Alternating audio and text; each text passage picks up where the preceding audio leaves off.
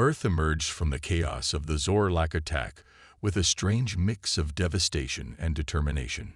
Major cities like London, Beijing, and Rio de Janeiro showed deep scars from orbital bombardment, yet in less than 3 months, temporary structures and recovery operations transformed the ruins. Humans proved remarkably adaptable. Captain Sam Richards stood on the observation deck of Lunar Base Alpha, watching Earth rotate below. His weathered face reflected in the reinforced glass as he studied tablet readings from the outer system sensors. "They're not gone," he muttered to the officer beside him. "The Zorlak ships didn't return to their home system. They're regrouping near Neptune." Lieutenant Fiona Martinez nodded grimly. "Analysis suggests they underestimated us. They expected surrender after the first wave." Richards laughed without humor. "They should have studied our history better." At that moment, Admiral Kate Powell entered the observation deck. Her uniform bore the newly created insignia of the Global Defense Initiative, humanity's unified military response to the alien threat. "Richards, Martinez, join me in command. We've got developments." The Lunar Command Center buzzed with activity. Screens displayed data from around the solar system, while officers from previously rival nations worked side by side. The attack had accomplished what decades of diplomacy couldn't: true global cooperation. Powell activated the main display. "We've decoded more of their communications. The Zorlak aren't just raiders. They're scouts for a resource-hungry empire. Earth's water and mineral wealth made us a target." Dr. Gray Watson, lead scientist for the Alien Technology Research Team, stepped forward. His lab coat was rumpled from too many sleepless nights. "The good news is we've made breakthroughs with their captured tech," Watson said. "The bad news is what we learned. The ships we fought were merely an expeditionary force. Their main armada is substantially larger." Richards frowned. "How long do we have?" "Based on their communication patterns, 2 months, maybe 3, Watson replied. Powell turned to face the assembled officers. "Then we have work to do. Every nation is now contributing everything they've got. The old borders mean nothing when our species is at stake." Outside the moon base, construction teams assembled new orbital defenses using the reverse-engineered Zorlak technology. Earth's military satellites were being hastily upgraded with alien components, while below, factories ran around the clock producing new weapons. In the Nevada desert, Dr. Lisa Clark worked with a team testing hybrid missiles combining human explosives with Zorlak energy weapons. The results were promising and devastating. "The aliens thought their shields could withstand anything we threw at them," she explained to visiting officials. "They weren't expecting us to adapt their own technology so quickly." A week later, something unexpected happened. A small ship approached Earth using drive technology different from the Zorlak. It maintained a non-threatening posture and broadcast messages in multiple formats. Another alien species, Richards observed from the command center, but not Zorlak design. The visitor identified itself as Ambassador Kilori of the Veldari, a spacefaring civilization from a star system 40 light-years away. The Veldari had been monitoring the situation and wished to establish contact. Against the recommendations of several military advisors, Powell authorized a meeting at the neutral location of the International Space Station. Ambassador Kilori, a tall being with iridescent skin and 4 arms, spoke through a translation device. "The Zorlak Empire has dominated our sector for centuries. Many worlds have fallen to them. Your resistance surprised everyone in the galactic community." Powell kept her expression neutral. "Galactic community. There are more species out there." "Many," Kilori replied. "Some, like mine, have suffered under Zorlak expansion. Others ally with them for protection. A few remain neutral through the Galactic Council's oversight." Richards leaned forward. "And why contact us now?" "Because you have done what no species has accomplished in generations. You fought the Zorlak to a standstill. We believe an alliance could benefit us both." Powell and Richards exchanged glances. Earth wasn't alone in the universe, but neither was it alone in its fight. Hope, fragile but real, began to grow. The diplomatic chamber of the Galactic Council towered above Ambassador Jack Harrison and his small Earth delegation. The circular room featured tiered seating for over 30 alien species, most of whom stared at the humans with expressions ranging from curiosity to open hostility. Harrison straightened his formal uniform and tried to appear confident despite being the first human to address this ancient body. Behind him stood his team: Dr. Natalie Young, xenolinguist; Commander Peter Ellis, military advisor; and diplomatic officer Sofia Rodriguez. "The Council recognizes Earth's representatives," announced the Presiding Elder, a tall being with crystalline features called a Mithrani. "You may present your case." Harrison stepped forward. "Honorable Council members, I come seeking justice. The Zorlak Empire launched an unprovoked assault on our world, causing thousands of deaths and massive destruction. We request the Council's intervention before they return with a larger force." Murmurs filled the chamber. The Zorlak representative, a scaled humanoid with ridge-like horns, rose from his seat. "These primitives exaggerate. We conducted a standard resource survey of an unclaimed system. When they showed unexpected resistance, we withdrew to avoid unnecessary conflict. Their technological level disqualifies them from Council protection under Statute 17. Several Council members nodded in agreement. Harrison felt the room slipping away from him. With respect, he countered, "Earth was not unclaimed. Our civilization has existed for thousands of years. The Zorlak did not attempt communication before attacking our major population centers." The Zorlak representative made a dismissive gesture. "Free spacefaring civilizations must accept guidance from advanced cultures. The humans should be grateful for our interest." Harrison's diplomatic training faltered as anger rose within him. Grateful? For bombardment of civilian areas, for thousands dead. "Ambassador," cautioned Rodriguez quietly. But Harrison continued, his voice rising. "Humanity may be new to interstellar politics, but we are not new to courage or determination. If the Council will not uphold justice, know this: Earth stood against the Zorlak once, and we will do so again. We did not come here begging for protection, but offering mourning. The next Zorlak fleet that enters our system will not return." The chamber erupted in shocked conversation. The Presiding Elder called for order as the Zorlak representative hissed in anger. "Such threats violate Council protocol," the Zorlak insisted. The Presiding Elder raised a crystalline hand. "This session will recess while we consider Earth's petition. Ambassador Harrison, please remain available."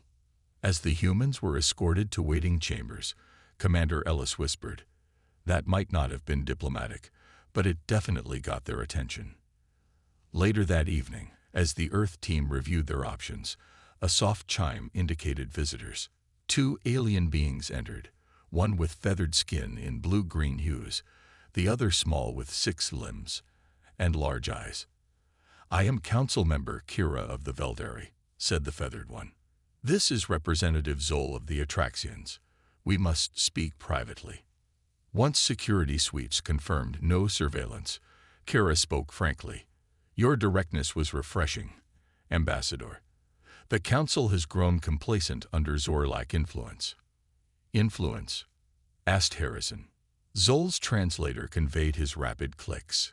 "The Zorlak have manipulated Council regulations for centuries.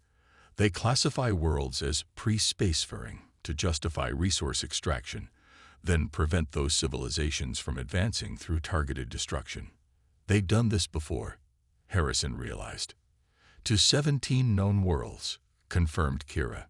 "But never has a primitive species repelled them successfully." Zol produced a small data crystal. "This contains historical records of Zorlak violations the Council has overlooked.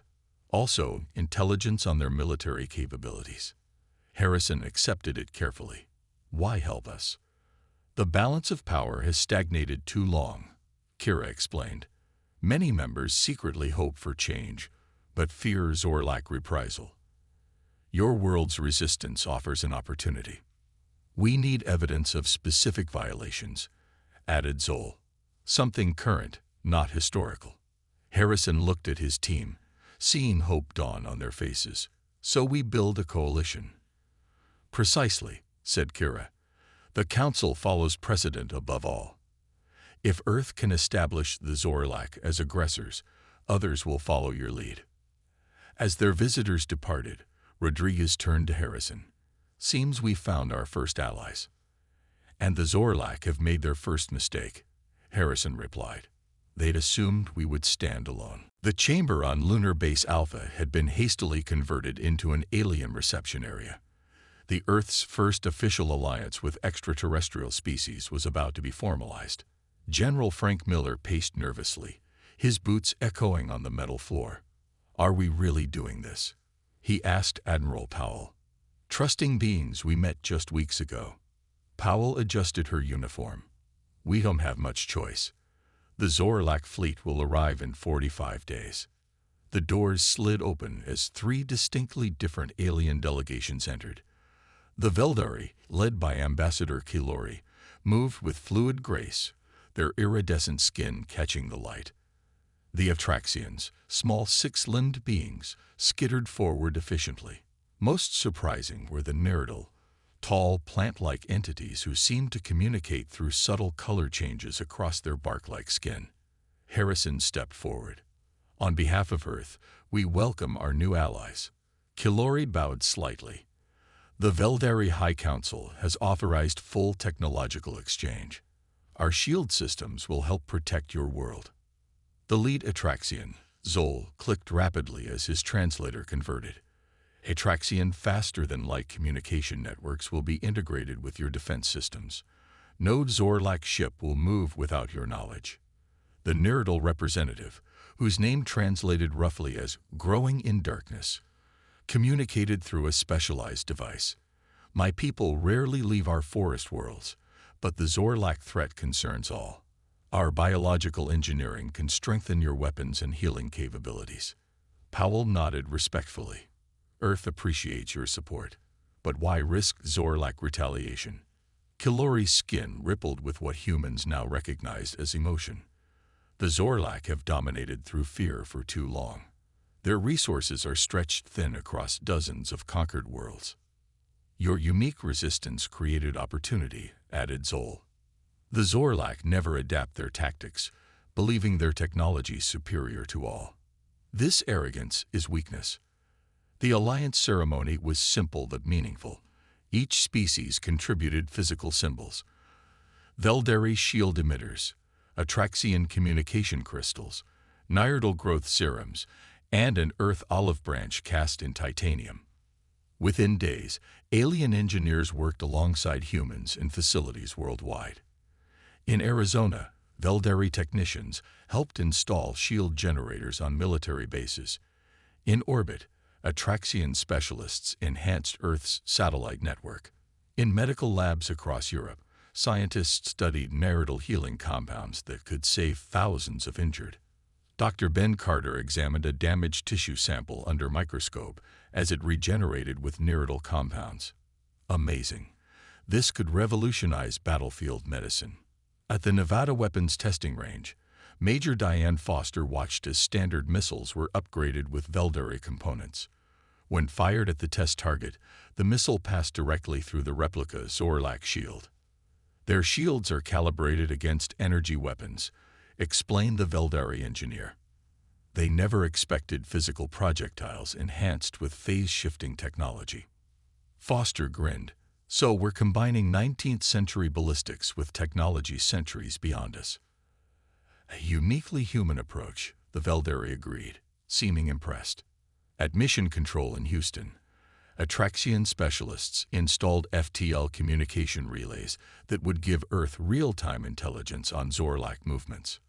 "Your existing systems were surprisingly adaptable," clicked Zol to the human engineers. "Most species require complete replacement of communications infrastructure." Susan Chen, lead communications specialist, smiled. "We've been upgrading the same systems for decades. Adapting is what we do best." The most unexpected development came from the Neridal.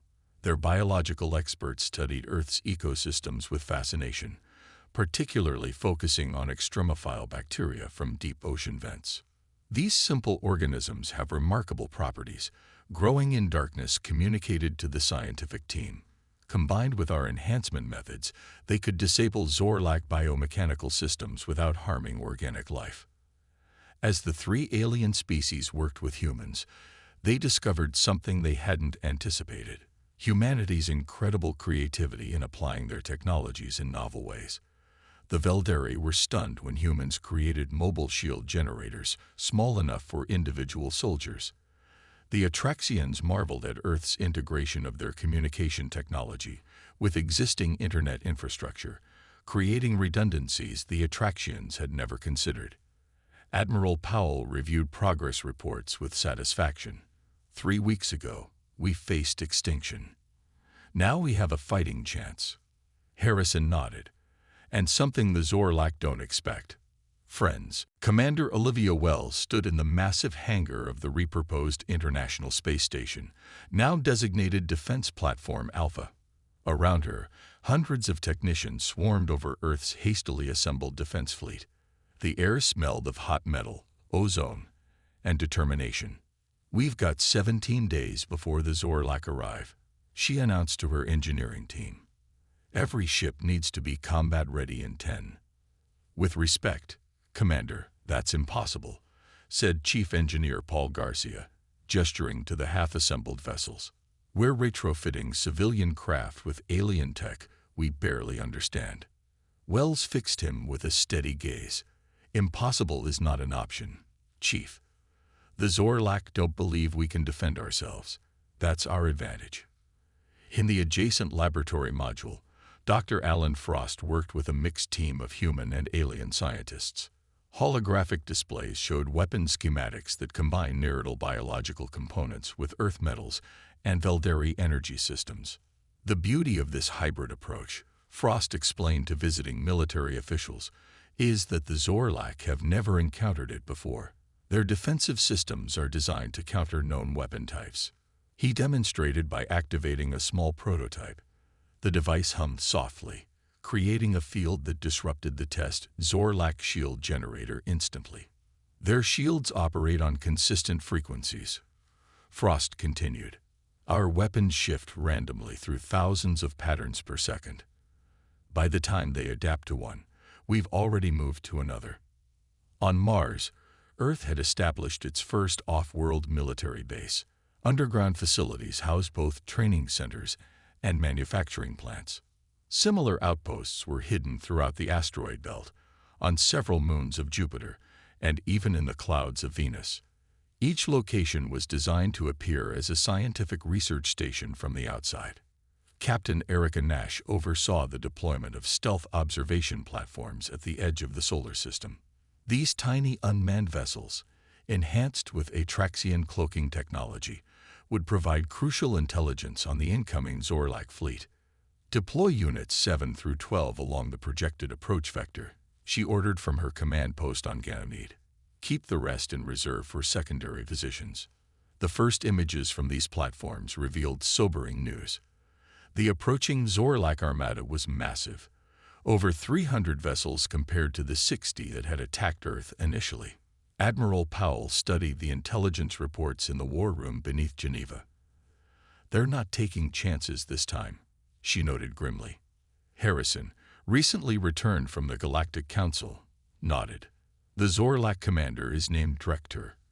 According to our allies, he's known for overwhelming force and textbook tactics."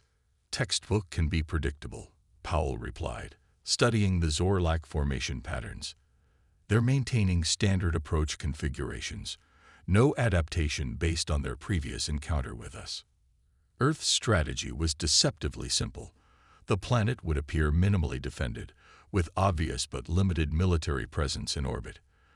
The real defensive forces would remain hidden throughout the solar system, ready to converge once the Zor-like committed to their attack pattern.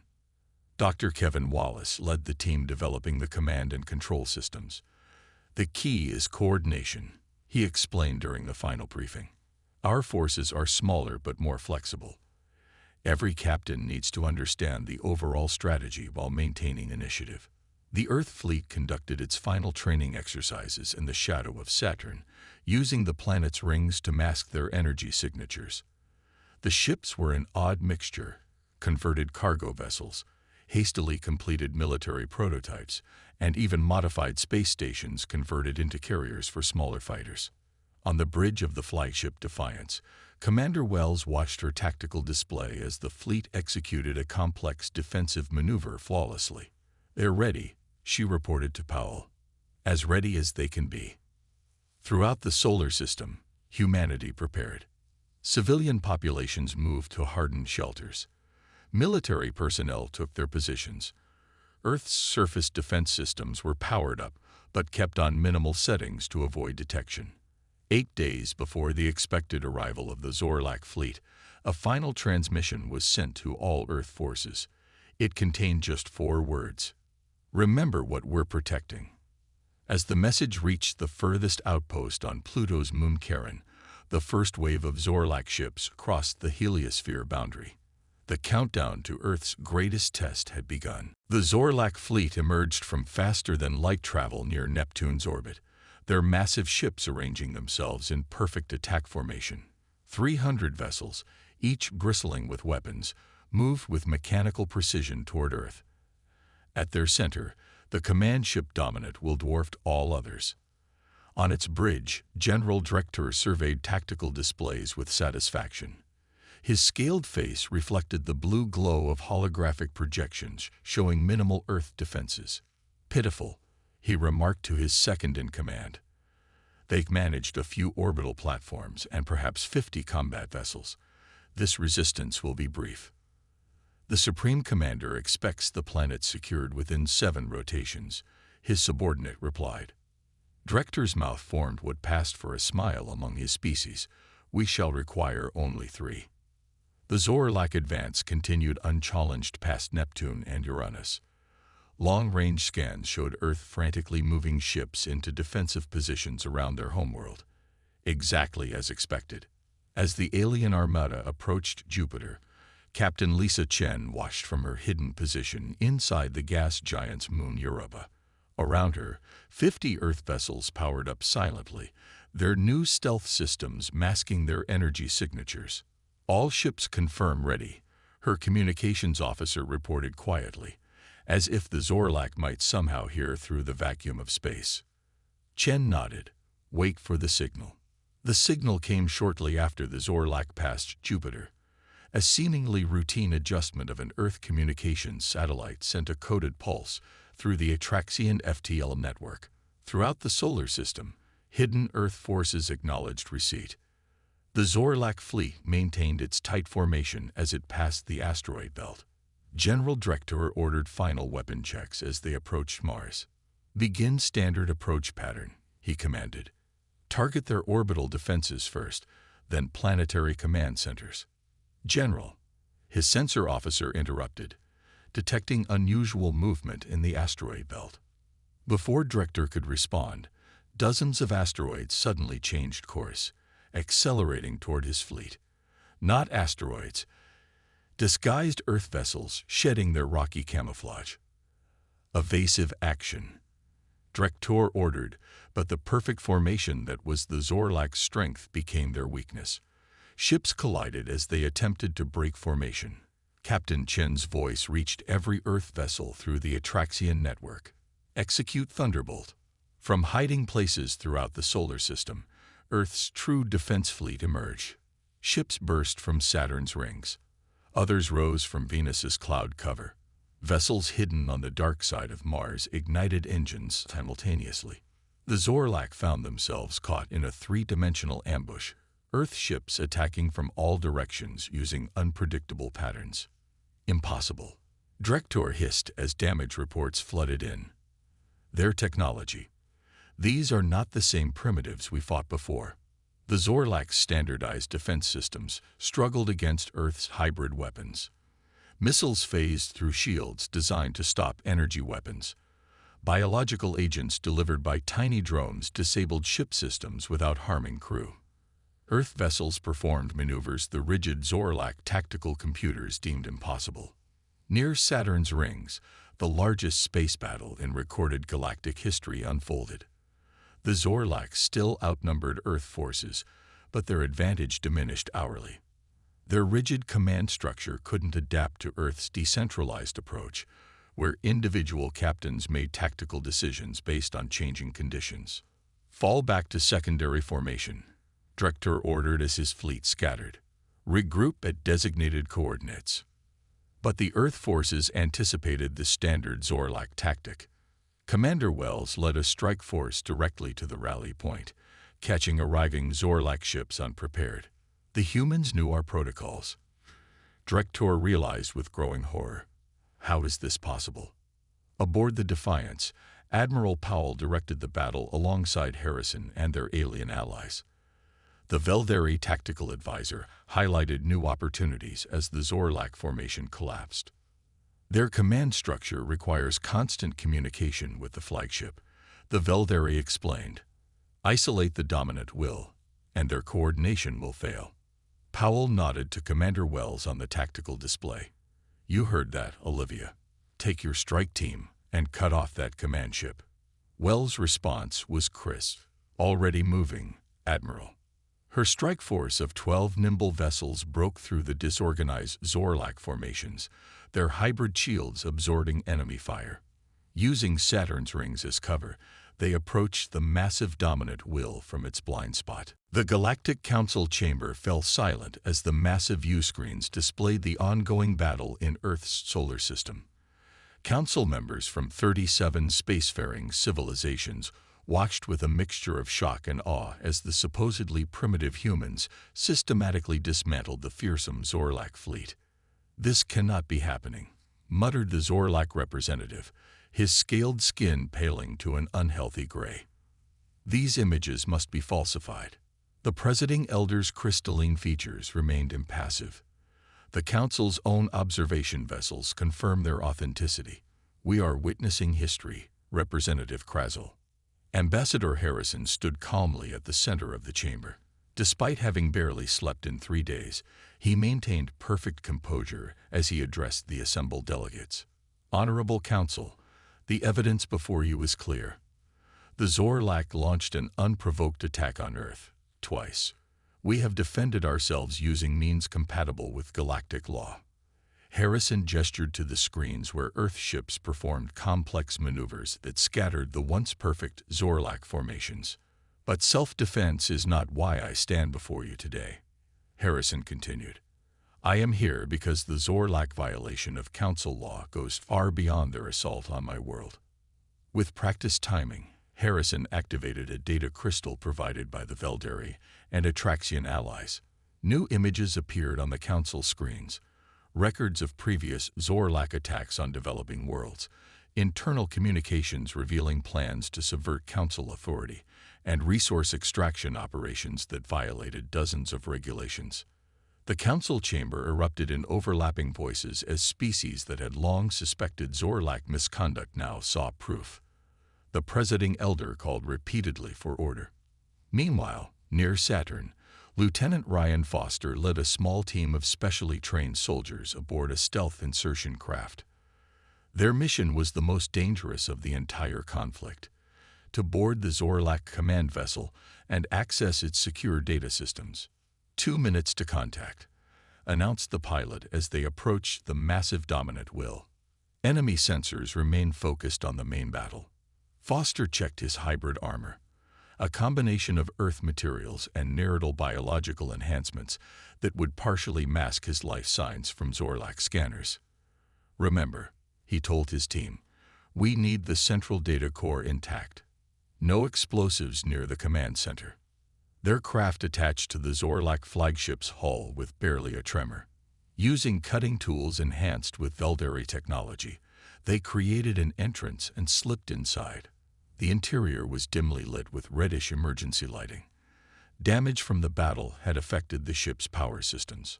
Life signs indicate minimal crew in this section, reported Sergeant Andy Miller, checking his scanner. They've concentrated defenders around the bridge and engine room. Then we go for the tertiary data center, Foster decided. Less protected but still connected to the main network. They moved through the massive ship-like shadows, encountering only 2 Zorlak patrols, which they neutralized using non-lethal Nyrdal stun weapons. Within 20 minutes, they reached their target, a secondary command center largely abandoned as crew focused on battle stations. Specialist Judy Reeves, their tech expert, immediately went to work on the alien computers. Thanks to intelligence provided by their alien allies, she knew exactly how to bypass security protocols. "I'm in," she announced after tense minutes of work.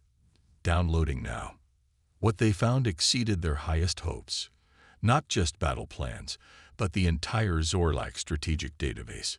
It contained detailed plans for overthrowing the Galactic Council, subjugating lesser species, and establishing Zorlak dominance across the known galaxy. "Get this to the Admiral immediately," Foster ordered as Reeves copied the data to a secure device. Back in the council chamber, Harrison continued presenting evidence despite the Zorlak representatives' increasingly desperate objections. "These allegations are baseless," Krazel shouted. "Earth represents a danger to galactic stability. Their unpredictable nature." He was interrupted as new data appeared on the council screens, the information Foster's team had just retrieved from the dominant will. The Presiding Elder's crystalline body actually changed color with shock. "These are plans to overthrow the council itself." The chamber erupted again, but this time with clear purpose. Species that had remained neutral now spoke forcefully against the Zorlak. Even former allies distanced themselves, sensing the shifting power balance. The remaining Zorlak ships retreated beyond the solar system, their once mighty armada reduced to less than 100 damaged vessels. As they disappeared into the darkness of space, celebrations erupted across Earth. Streets filled with people looking skyward, not with fear, but with newfound pride in humanity's place among the stars. In Geneva, the new Galactic Embassy opened its doors just 3 months after the battle. The sleek building combined Earth architecture with subtle elements from each of their alien allies. Above the main entrance, a simple inscription read, "To seek understanding before conflict, to offer peace before war." Colonel Maria Diaz walked through the corridors of what had once been a Swiss military academy, now transformed into Earth's first interstellar defense academy. Cadets from across the planet trained alongside Veldari, Atraxian, and even a few Nyrdal instructors. The building hummed with activity and purpose. "The first-class graduates next month," she explained to Admiral Powell during an inspection tour. "They've absorbed tactics and technologies that would have seemed like magic a year ago." Powell nodded approvingly as they passed a simulation room where cadets practiced coordinating mixed-species combat teams. "And how are they handling the cultural integration?" "Better than expected," Diaz replied.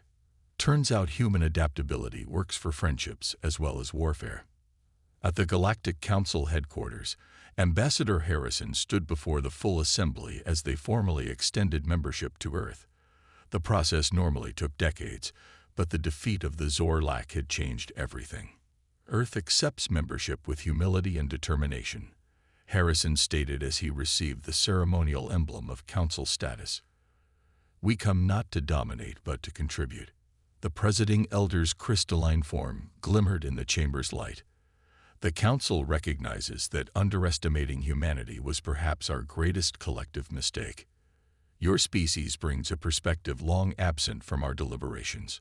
Later, at the reception, representatives from dozens of worlds approached Harrison and his team with proposals for trade, cultural exchange, and mutual defense. Species that had once viewed Earth as primitive now sought human insight into their own challenges. The Veldari ambassador Kalori engaged in animated conversation with Dr. Alan Frost about potential applications of human creativity to long-standing Veldari engineering problems. "Your people look at obstacles differently," Kalori observed. "Where we see technological limitations, you see opportunities for unconventional solutions." Frost smiled. "Necessity and limited resources taught us to improvise. We're still catching up to your technology level, but maybe our approach has something to offer." Meanwhile, the Zorlak had withdrawn to their core systems, their influence dramatically diminished. Reports indicated internal conflict as military leaders blamed each other for the humiliating defeat. For the first time in centuries, worlds on the edge of Zorlak space began asserting independence. On Earth, daily life gradually returned to normal, though forever changed. Children played with toys inspired by alien species who were now allies. Schools added xenobiology and interstellar politics to their curricula. The night sky held new meaning for people who now knew firsthand what existed among the stars. In orbit, the construction of Earth's first true interstellar vessel neared completion. Unlike the converted ships that had fought the Zorlak, this vessel was designed from the beginning for deep space exploration, incorporating the best technologies from all allied species. Captain Lisa Chen had been selected to command this historic mission. Standing in the observation lounge of the nearly completed ship, she gazed at Earth below. "Beautiful view," said Commander Wells, joining her. Chen nodded. "Hard to believe a year ago, we thought we were alone in the universe, fighting for survival. And now we're taking our place in a community we never knew existed." Chen turned from the window. "The Galactic Council is already implementing some of our suggestions for reform. Apparently, we've inspired other species to question traditions they accepted for centuries." Wells smiled. Human stubbornness finally paying off on a galactic scale. 5 years had passed since Earth joined the Galactic Council. Humanity's integration into the wider galactic community had progressed faster than anyone expected. Earth ships now traveled regular routes between star systems, and alien visitors had become common sights in major cities around the planet. Dr. Alan Frost stood on the observation deck of Research Station Horizon, orbiting a distant star 70 light-years from Earth. The massive facility represented the first joint scientific venture between humans and 5 alien species dedicated to peaceful research and technological advancement. "The quantum resonance tests are complete," reported his assistant, Dr. Elena Rivera. "The Atraxians are quite excited about the results."